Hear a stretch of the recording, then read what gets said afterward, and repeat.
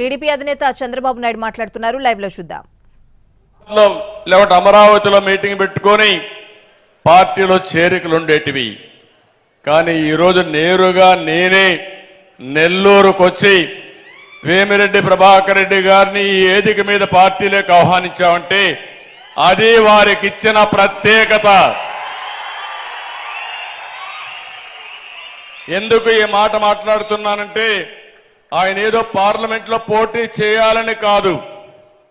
అలాంటి వ్యక్తులు రాజకీయానికి అవసరం, రాజకీయాలకి గౌరవం తెచ్చే వ్యక్తులు. అలాంటి వ్యక్తుల్ని పార్టీలోకి స్వాగతం పలకడం నా బాధ్యతగా ఆలోచించి ఈరోజు వారికి స్వాగతం పలుకుతున్నానని చెప్పి కూడా నేను మీకు తెలియజేస్తున్నా. ఈరోజు ఇంకొక పక్క ఈ జిల్లాలో చూస్తే అమరజీవి పొట్టి శ్రీరాములు గారు పుట్టిన గడ్డ ఈ నెల్లూరు జిల్లా. బెజవాడ గోపాలరెడ్డి లాంటి నేతలు పుట్టిన జిల్లా. సారా ఉద్యమం ఇక్కడి నుంచే ప్రారంభమైంది. దూపగుంట రోసమ్మ గారు పుట్టిన జిల్లా.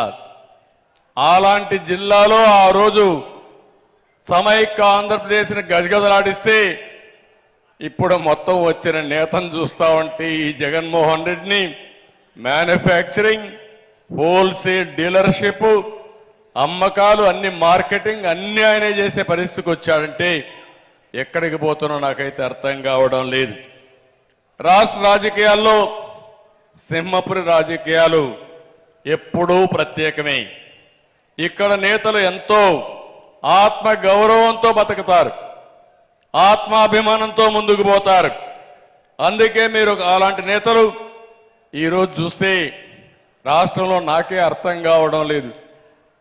నాలాంటి 40 సంవత్సరాలు రాజకీయాలు చేసి సమైక్య ఆంధ్రప్రదేశ్లోని 9 సంవత్సరాలు ఎవ్వరికీ దక్కని గౌరవం నాకు దక్కింది. 15 సంవత్సరాలు ప్రతిపక్ష నాయకుడిగా ఉన్నా, 28 సంవత్సరాలు పార్టీ అధ్యక్షుడిగా ఉన్నా.